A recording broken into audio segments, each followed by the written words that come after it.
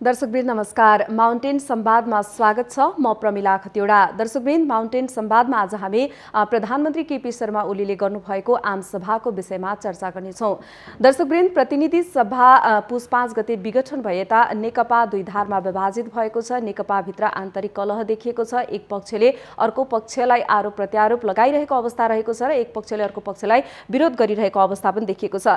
बिहीबार मात्रै दाहाल नेपाल पक्षले बृहत आम हडताल गरेको, देशव्यापी रूपमा आम हडताल गरेको लगत्तै यता प्रधानमन्त्री केपी शर्मा ओली पक्षले चाहिँ भने बृहत रूपमा काठमाडौँमा आमसभा गरेको अवस्था पनि रहेको छ र यो राजनीतिक रूपमा सफल मानिएको यो आमसभाले गहिरो सन्देश दिन खोजेको भनेर विश्लेषण समेत गरिरहेको अवस्था छ।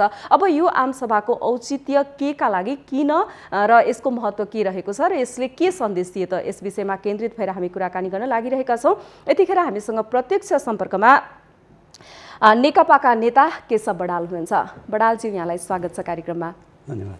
हजुर, विशेष गरेर हिजो मात्रै यहाँहरूले बृहत रूपमा आमसभा गर्नुभयो। यो आमसभाको चाहिँ कति सफल भयो, असफल भयो, यसलाई कसरी विश्लेषण गर्न सकिन्छ? यो हिजोको कार्यक्रम भनेको अचानक राखेको पनि होइन, अलि दिन पहिले नै, एक हप्ता पहिले नै तोकिया कार्यक्रम हो। हिजोको कार्यक्रम मौसम असाध्यै चिसो, हावाहुरी इत्यादि थियो र यो कार्यक्रमलाई विफल बनाउने नै ध्येयले प्रचण्ड कमरेडले चाहिँ अचानक उहाँहरूको 28 गतेसम्मको रेगुलर कार्यक्रम तोक्नु भएको थियो। तर बन्द चाहिँ कार्यक्रम अहिलेलाई रोकिदिनु भयो, किनभने टाढाबाट आउने गाडीहरू रोक्न पाइयोस् भनेर रोक्नु भएको थियो। हिजो पनि कयौँ चाहिँ बाहिरबाट आउने साथीहरू भनेको कार्यक्रम सकिएपछि पनि होइन, काठमाडौँ सकिँदाखेरि मात्रै पुगेको, धादिङमा पनि धेरै ठाउँ डिस्टर्ब भएछ। अरू विभिन्न भयो, कोही तिनकुनेबाट फर्किया खबर पनि आएको छ। अहिले भर्खर पनि मलाई फोन आएको थियो। त्यति हुँदाहुँदै पनि कार्यक्रम अत्यन्त शानदार भव्य रूपले सम्पन्न भयो। आएका साथीहरू सबै खुसी भएको छन्। यद्यपि कस्तो भने मौसम अचानक चाहिँ त्यो चिसोले चाहिँ धेरै मान्छेलाई अलिकति चाहिँ गाह्रो पनि भयो। त त्यो स्थितिमा पनि कार्यक्रम जुन भयो त्यो अत्यन्त राम्रो भयो, सफल भयो भन्ने मलाई लाग्छ। हजुर, जस्तो यहाँहरूको जुन भनौँ न हिजोको कार्यक्रमको सन्देश चाहिँ के रह्यो त? मूल सन्देश के रह्यो? जनता आम सर्वसाधारणले अपेक्षा गरे अनुसार भयो कि भएन? अब सन्देश के हो भने, मुख्य सन्देश भनेको अब यो अलि अर्ली चुनाव गर्नुपर्ने जुन परिस्थितिको बाध्यता थियो, यो बाध्यताको कारणहरू आम नेपाली जनताको बिचमा, सम्पूर्ण स्वदेश र विदेशमा रहनुभएका आदरणीय नेपालमाका सन्तान दाजुभाइ दिदीबहिनीलाई सन्देश दिनु थियो कि यो चाहिँ चुनाव करिब चाहिँ 1.5 वर्ष पहिले नै चुनाव गर्नुपर्ने जुन परिस्थिति सिर्जना भयो, यो अपेक्षित थिएन। तर बाध्यात्मक ढङ्गले यो अवस्था जुन आयो, यसको कारण बताउनु थियो। अर्को कुरा भनेको चुनाव हुन्छ कि हुँदैन भनेर धेरैले चाहिँ चुनावको निम्ति नै होइन भन्ने ढङ्गले पनि अनेक खालका कुराहरू पनि आइराखेका थिए। त्यसले गर्दा वैशाख 17 र 27 गते 2078 वैशाख 17 र 27 गतेको चुनाव हुन्छ।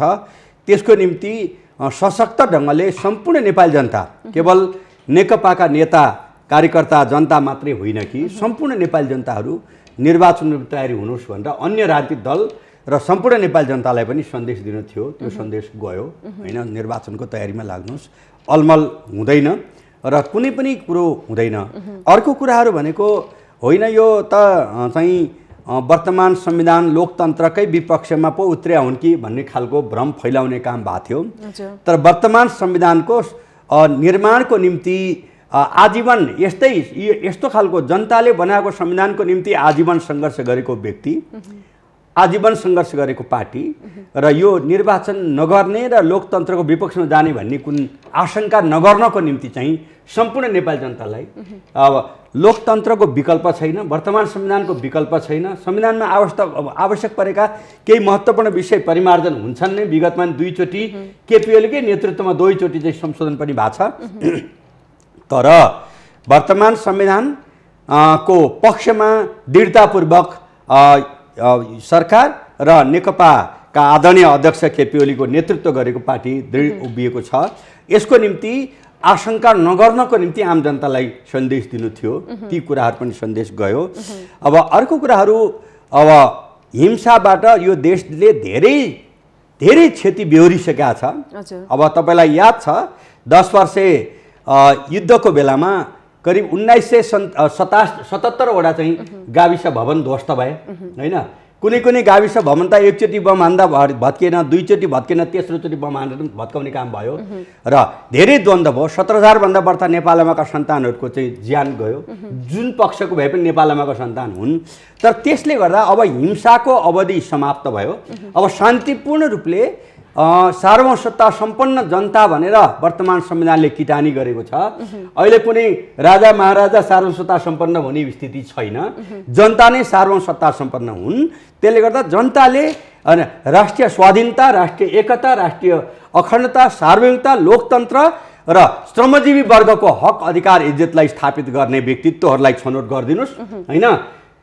यी कुरालाई बडो गम्भीर ढङ्गले नेपाली जनताले त्यो निर्वाचित गरेर पठाउनुहोस् र निर्वाचनको तयारीमा सम्बद्ध पक्ष सबै पनि लाग्नुहोस् र आम नागरिकहरू पनि अगाडि बढ्नुहोस्। र निर्वाचनको बेलामा सबभन्दा महत्त्वपूर्ण कुरो अब निर्वाचनमा नाम छ कि छैन होइन, मतदाता सूचीमा नाम छ कि छैन चेक गर्नुहोस् र त्यो पुरा गर्नुहोस् र निर्वाचनमा दिमाग केन्द्रित लगाएर राज्यका सम्बद्ध अङ्ग पनि आम जनता पनि सबै राजनीतिक दल पनि अगाडि बढ्नुहोस् भन्ने सन्देश दिनु थियो। त्यो पनि दिने कामहरू भयो। यो आमसभालाई हेर्दाखेरि चाहिँ कस्तो देखियो भने विशेष गरेर यहाँहरूको विरोधी पक्ष दाहाल नेपाल समूहलाई तह लगाउनको लागि यहाँहरूले शक्ति प्रदर्शन गरेको छ भने देखियो। जस्तो बिहीबार मात्रै उहाँहरूले आफ्नो आम हडताल गर्नुभएको अवस्था थियो, पछि यहाँले लगत्तै गर्नुभयो। यो त्यसै अनुरूप गरिएको हो होइन? तपाईँले दुईटा कुरा, एउटा त प्रधानमन्त्रीको कार्यक्रम भन्नुभयो सुरुमा भूमिकामा, होइन नेकपाका आदरणीय अध्यक्ष केपी ओलीको नेतृत्वमा यो कार्यक्रम भयो होइन। उहाँ प्रधानमन्त्री हुनुहुन्छ बेग्लै कुरो हो, यो पार्टीको कार्यक्रम हो। अर्को कुरा भनेको चाहिँ हाम्रो कार्यक्रमलाई बिथोल्ने उद्देश्यका साथ एक दिन पहिले, जबकि अब प्रचण्डजीको माओवादी विगतको माओवादी केन्द्र हो त्यो, अब चाहिँ माधवजीहरू पनि जानुभयो बेग्लै कुरो हो होइन। विगतको माओवादी केन्द्रका नेता र अब प्रचण्ड कमरेडको नेतृत्ववाला पार्टीले 28 गतेसम्मको समग्र कार्यक्रम तय गरेका थियो। अनि उहाँहरूले सुरुमै भनेको भए त त्यो विषयलाई मेन्टल्ली अरू तयार हुन्थे, त्यो नगरिकन एक दिन पहिले नेपाल बन्द गर्नुको पछाडि भनेको हाम्रो कार्यक्रमलाई बिथोल्ने नियतका साथ अचानक उहाँहरू इमर्जेन्सी बैठक बसेर अब बन्द गर्नुभयो। त्यसको उद्देश्य बाहिर जे प्रचार गरे पनि हाम्रो कार्यक्रमलाई अलिकति भए पनि मान्छे घटाउन सकिन्छ भन्दा एक दिन पहिले गर्नुभएको, त्यो सेरीमा थिएन, कार्यक्रममा थिएन। त्यो त तपाईँलाई थाहा पाउनु पर्यो नि त, पत्रकारहरूलाई थाहा नहुनेको त हुँदैन नि त। त्यसले गर्दा नियतवश त्यति गर्दा गर्दै पनि जुन कार्यक्रम भयो त्यो सफल कार्यक्रम भयो, त्यति गर्दा गर्दै पनि। त्यसले गर्दा चाहिँ हामीले फेरि कसैको विरोधको निम्ति यो कार्यक्रम गरेको होइन। आम 3 करोड नेपाली जनतालाई सन्देश दिन र सम्पूर्ण चाहिँ यो देशका सबै पक्ष तह राजनीतिक दलले पनि प्रश्न के हुनु पर्यो भने अब अगर मगर अथवा हुन्छ कि हुँदैन भन्ने कुराबाट हटाइदिनुहोस्। किनभने यो चाहिँ निर्वाचनको तिथि तोक्नु पर्ने परिस्थिति सिर्जनाकार भनेको चाहिँ अब प्रचण्ड कमरेडले नेतृत्व गरेको समूह नै हो। उहाँहरू पार्टी छोडेर जानु खोज्दै हुनुहुन्छ, हामीले त हटाएका छैनौँ। उहाँहरूले अरूलाई कसलाई कसलाई हटायौँ भनेर भन्नुभएको छ, हामीले कसैलाई हटाएका छैनौँ, पार्टीमै हुनुहुन्छ। तर उहाँहरू चोइटिएर जान मरिहत्तै गरिराख्नु भएको छ, चोइटिएर जानको निम्ति चाहिँ। त्यसले गर्दाखेरि चाहिँ उहाँहरू पनि यदि अलगै पार्टी बनाउने हो भने पनि चुनावको तयारीमा लाग्नुहोस्। जनताले अभिमत दिए प्रचण्डजीलाई नै फेरि प्रधानमन्त्री बनाउने गरी भनेदेखि पनि हामीलाई कुनै आपत्ति छैन। किन सार्वभौमसत्ता सम्पन्न जनता भएको हुनाले जनताले अब जुनसुकै राजनीतिक दललाई मतदान गर्छन् भने पनि शान्तिपूर्ण सुव्यवस्थित ढङ्गले वर्तमान संविधानको अक्षर र भावना अझ त्यसभित्रका चाहिँ अब धारा प्रस्तावनादेखि लिएर 16 देखि 48 को मौलिक अधिकारलाई स्थापित गर्ने गरी र संविधानलाई अब कमजोर नबनाउने गरी निर्वाचनमा चाहिँ अगाडि बढ्नुहोस् र भन्ने कुराहरूलाई सन्देश दिन खोजेको त्यो दियो। हजुर, पक्कै पनि यहाँहरूको सभा हेर्दाखेरि, शैली हेर्दाखेरि पक्कै पनि चुनावलाई नै टार्गेट गरेको देखिएको छ। यहाँले तोकी पनि सक्नु भएको अवस्था छ वैशाख 17 र 27 गते होइन। तथापि पनि प्रतिपक्षी दल पनि चुनावमा जाने तर्खरमा हुनु पर्यो। यहाँहरूकै साथीहरू सत्तारूढ दलकै विभाजित भनेर जुन उहाँहरूले अहिले पछिल्लो समय विरोध गरिराख्नु भएको छ, उहाँहरू पनि त जाने मनस्थितिमा हुनु पर्यो नि, यहाँहरूले मात्रै तोकेर भयो होइन। यस्तो छ, अब कतिपय साथीहरू चाहिँ चुनाव भन्ने बित्तिकै थरथर काम्ने खालका हुनुहुन्छ, तपाईँलाई भनौँ होइन।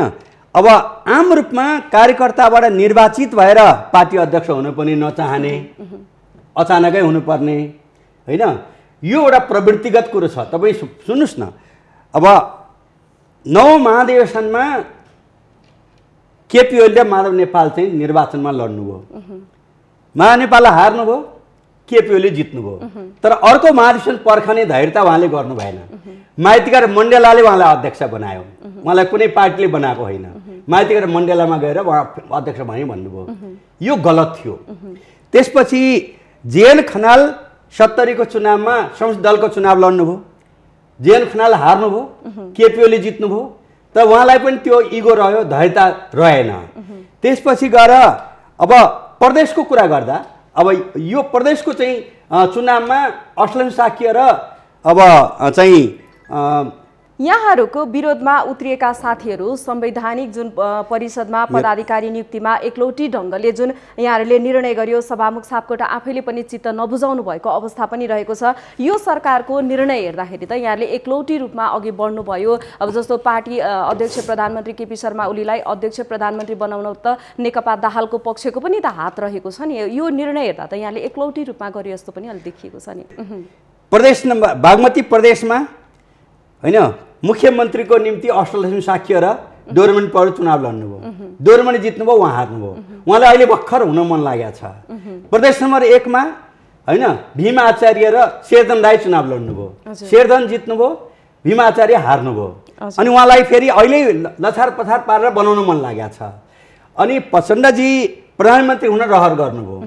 र यो विषयमा सम्मान प्रधानमन्त्री तथा पार्टी अध्यक्षले दुईटा घटना म बताउँछु। पार्टीको थाई समितिको एउटा जिम्मेवार नाताले र माधव नेपाल, जेएन खनाल, वामदेव गौतम, ईश्वर पोखरेल लगायत 38 वर्षदेखि एउटै कमिटीमा बसेर काम गरेको मान्छेको हैसियतले केपी ओलीहरू 5 वर्षपछि मात्रै 44 सालमा मात्रै जेल बाहिर आउनुभयो अनि सँगै छौँ। त्यसले गर्दाखेरि चाहिँ प्रश्न के हो भने अधैर्यता। मैले के भन्दै थिएँ भने निर्वाचित भएर आउनको निम्ति उहाँहरू त्यति चाहिँ धैर्य गर्नु भएन। जस्तो पार्टी अध्यक्ष अब आदरणीय प्रचण्ड कमरेडले 32 वर्षदेखि चुनाव नभइकन अध्यक्ष भइराख्नु भएको छ सधैँभरि। अहिले पनि अध्यक्ष हुनुहुन्छ, हाम्रै अध्यक्ष हुनुहुन्छ होइन। पढ्नुहोस् न। अनि म तपाईँको ठाउँमा आउँदैछु, तपाईँले प्रश्न सोधेपछि त्यसलाई क्लियर गर्नु किन आम जनताको बिचमा। त्यसपछि महानेपाल होइन, महानेपाल 2050 सालमा जननेता मदन भण्डारीको चाहिँ देहावसानपछि उहाँ आउनुभयो। त्यतिखेर 15 वर्ष पार्टीको प्रमुख हुनुभयो। त्यो पनि के थियो भने अब आम रूपमा कार्यकर्ताबाट निर्वाचित भएर होइन, निर्वाचित नभइकन आउनुभयो। त्यस्तै गरी यसले गर्दा के हुन्छ, निर्वाचित भएर आउने जुन लोकतान्त्रिक ढङ्गले पार्टीले अगाडि बढाउनुपर्छ भनेर अब 5औं महाधिवेशनमा जननेता मदन भण्डारी महासचिव भइसकेपछि पार्टीलाई लोकतान्त्रिकरण गर्ने, पार्टीको हरेक अङ्ग भनेको विश्वासको आधारमा चल्नुपर्छ, निर्वाचित भएर चल्नुपर्छ भन्ने आधारलाई अस्वीकार गर्ने साथीहरू असन्तुष्ट भएर बाहिर जानुभएको छ होइन।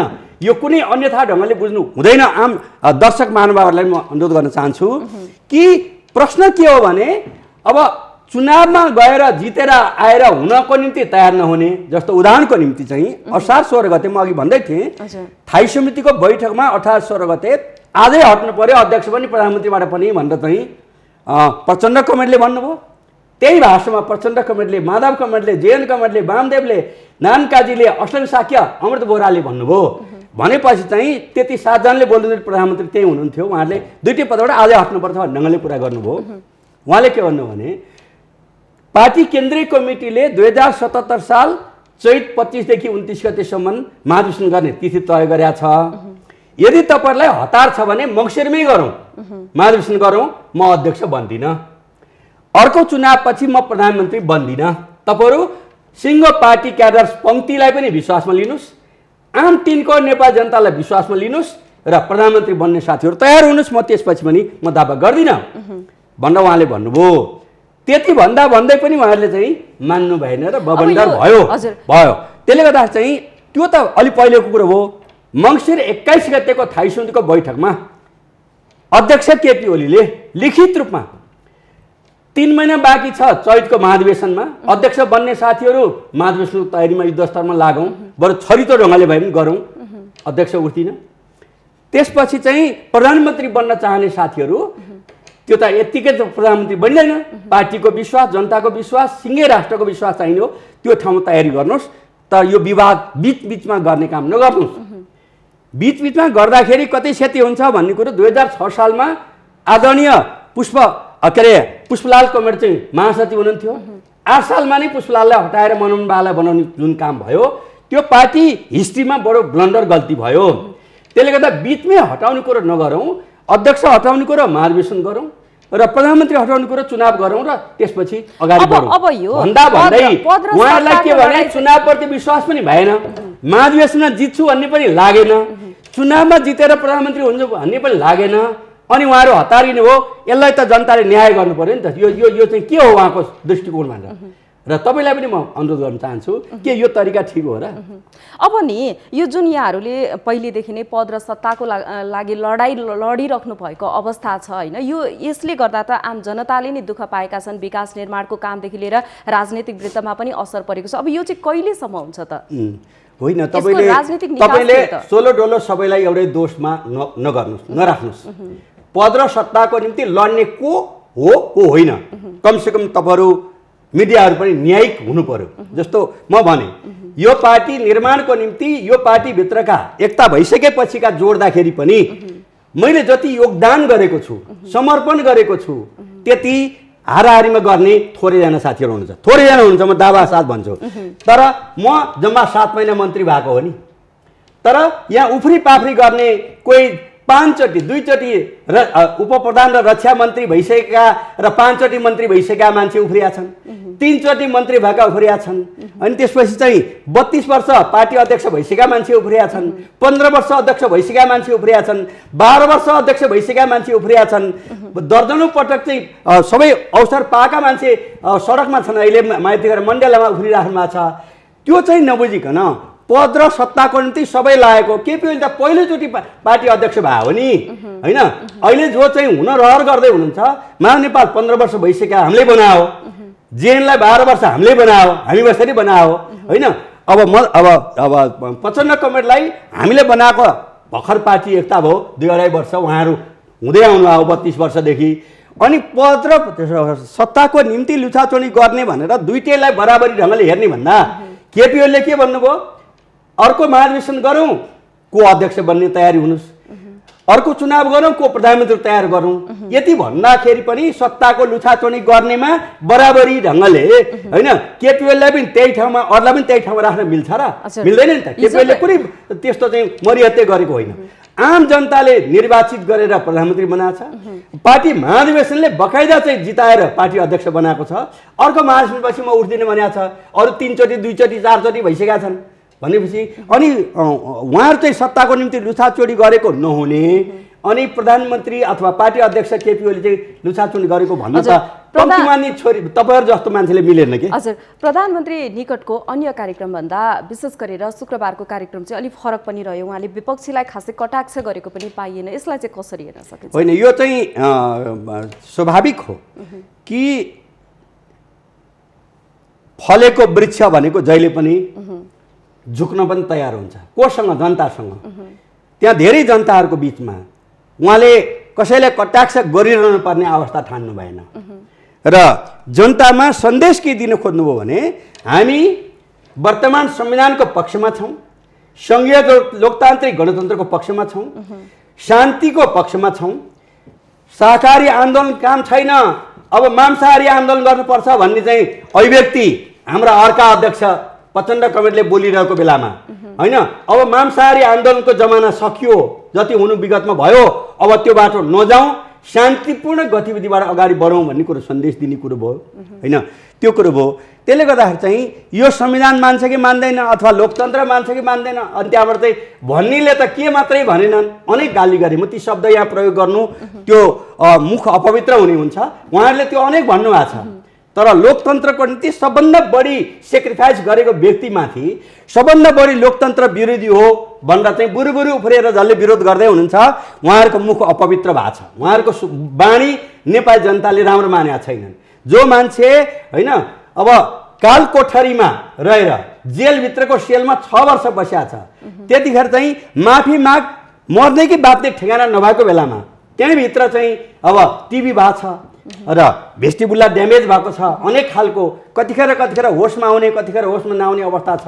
होइन होसमा आइसकेपछि ल भन तिमीलाई के सुविधा चाहिन्छ के पद चाहिन्छ सबै हुन्छ भन्दाखेरि पनि होइन जबसम्म यो देशमा होइन गणतन्त्र स्थापना हुँदैन जबसम्म जनताको राज्य स्थापना हुँदैन श्रमिक जनताको स्थापना हुँदैन तबसम्म म कुनै पनि कुरामा हुन्न भन्ने मान्छेलाई अनि लोकतन्त्र विरोधी भन्न चाहिँ भन्नेहरूको निम्ति त कठै बरा भन्नु बाहेक मलाई केही भन्नु छैन। जस्तो अब हामीले यसलाई चाहिँ यसरी पनि हेर्न सकिन्छ प्रतिनिधि सभा विघटन जुन गर्नुभएको छ यसको औचित्य चाहिँ पुष्टि गरेको हो यसले कुरो ठिक ठाउँमा आउनुभयो महत्त्वपूर्ण प्रश्नमा आउनुभयो। यो विघटन कुनै केपी ओलीको रहर होइन पार्टी अध्यक्षको रहर होइन यो भनेको पोहोर सालको गत वर्षको कार्तिक पहिलो हप्तामा राष्ट्रपतिमाथि एउटा महिला राष्ट्रपति हुनुभएको छ राष्ट्रपतिमाथि महाभियोग लगाउने केपी ओलीमाथि अविश्वास प्रस्ताव दर्ता गर्ने र चाहिँ त्यहाँबाट राष्ट्रपति जेएन खनाल बन्ने त्यसपछि प्रधानमन्त्री र अब पार्टी अध्यक्ष माधव नेपाल र अब प्रचण्डजी मध्ये बन्ने भन्ने तय गरेको थाहा पाएपछि सिरियस कुरा भयो। कुरा भएपछि गत वर्ष 76 को मङ्सिर 4 गते सहमति भयो कि अब पार्टी मूलभूत रूपमा अगाडि बढाउने कुरा प्रचण्ड कमिटीले गर्ने कार्यकारीको रूपमा र सरकार बाँकी अवधिभरि केपी ओलीले गर्ने भन्ने तय भयो। त्यही विषयलाई माघ 15-19 को केन्द्रीय कमिटीको बैठकले नै अनुमोदन गर्यो होइन 17वटा समूहले सर्वसम्मत ढङ्गले अगाडि बढायो। त्यसपछि चाहिँ अगाडि बढ्यो फेरि वैशाखमा आइपुगेपछि चाहिँ होइन अब फागुनमा उहाँको एपेन्डिक्स ब्रस्ट भयो खतरा भयो त्यो बेलाको 4 दिन जति हाम्रो काठमाडौँका ब्रोडसिट पेपरहरूले केपी ओलीको पक्षमा लेख्नुभयो नत्र लेखेका थिएन सरकार बनेदेखि कमै लेखेका थियो।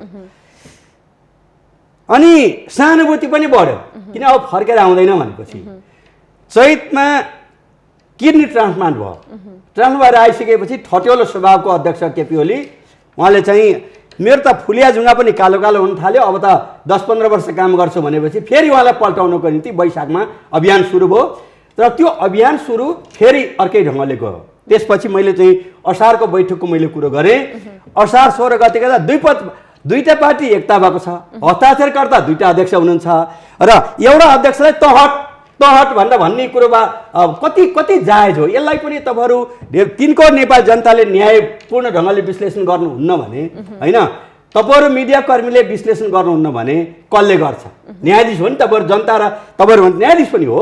त्यसले गर्दाखेरि चाहिँ प्रश्न के हो भने दुई पार्टी एकता भएको छ एकता प्रक्रियाको बाँकी काम पुरा गर्ने कुरै थिएन कुरै छैन अगाडि बढाउनु भएन प्रचण्ड कमिटीले। मङ्सिर 21 को 28 बैठकमा चाहिँ मैले सोधेँ एकता पार्टीको कार्यकारी भूमिका निभाउनुको निम्ति कामै गर्न दिएन भने तपाईँको भनाइमा चाहिँ के गर्न दिएन त भनेको त अन्राष्ट्रविको एउटा फ्याक्सन बनाउँदाखेरि चाहिँ सहमति भएन भन्नुभयो।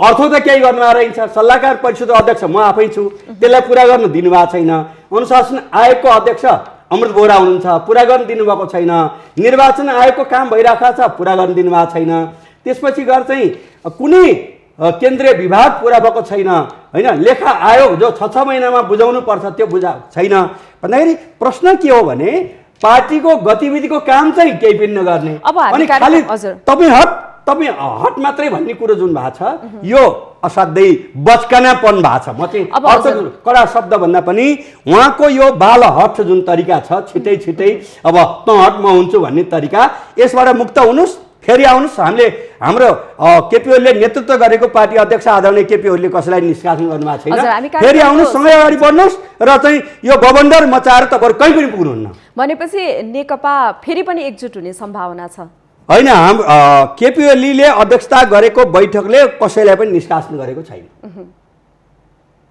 अब मिलेर अगाडि बढ्न सक्ने स्थिति छ त आउनुपर्छ देश र जनताको हित त्यसैमा छ आउनु भएन भने त त्यो त लोकतन्त्रमा अब एकजनाले त पार्टी खोल्न मिल्छ भनेपछि अब उहाँहरू त अलि धेरैजना हुन्छ।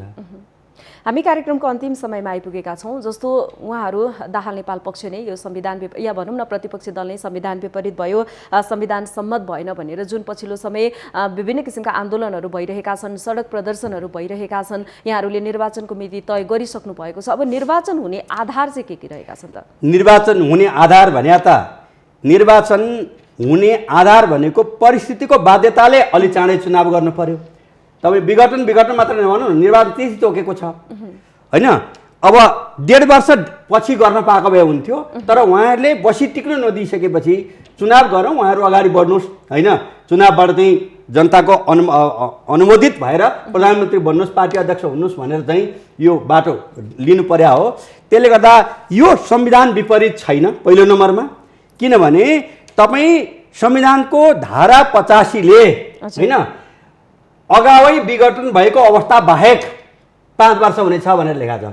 तपाईँ स्थानीय तह 753 वटा छ, त्यहाँ किटानी 5 वर्ष भनेको छ, किटानी 5 वर्ष भनेको छ भनेपछि चाहिँ त्यसले के भन्दाखेरि विशेष परिस्थिति आउन सक्छ भन्ने कुरो वर्तमान संविधानको पानै पछि हस्ताक्षर गर्ने मान्छेको नाताले होइन हामीले के गर्यौँ संविधानमा भने 2 वर्षभित्र चाहिँ अविश्वास प्रस्ताव राख्नै नपाउने भनेर लेखियो, विघटन गर्नै नपाउने कहिल्यै भनेर कहीँ लेखिएन, 2 वर्षभित्र अविश्वास प्रस्ताव राख्न नपाइने भन्यौँ।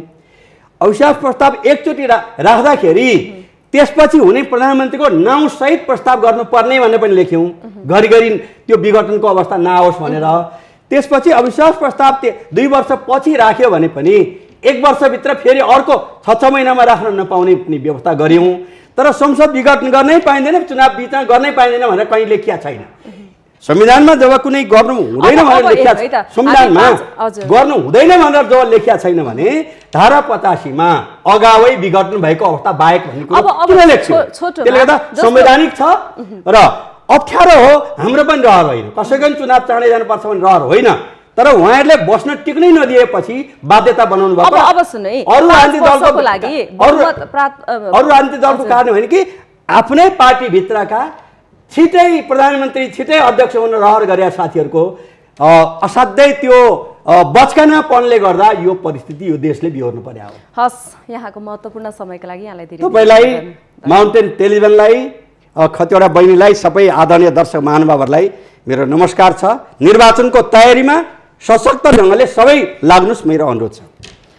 दर्शकवृन्द, नेपाल कम्युनिस्ट पार्टी नेकपाको ओली पक्षले शुक्रबार बृहत आमसभा गरेको थियो र यो आमसभाको औचित्य के रहेको थियो, सन्देश के रहेको थियो भन्ने विषयमा आज हामीले नेकपाका नेता केशव बडालसँग कुराकानी गर्यौँ। माउन्टेन संवाद आजलाई यति नै। हेर्दै रहनुहोला माउन्टेन टेलिभिजन। नमस्कार।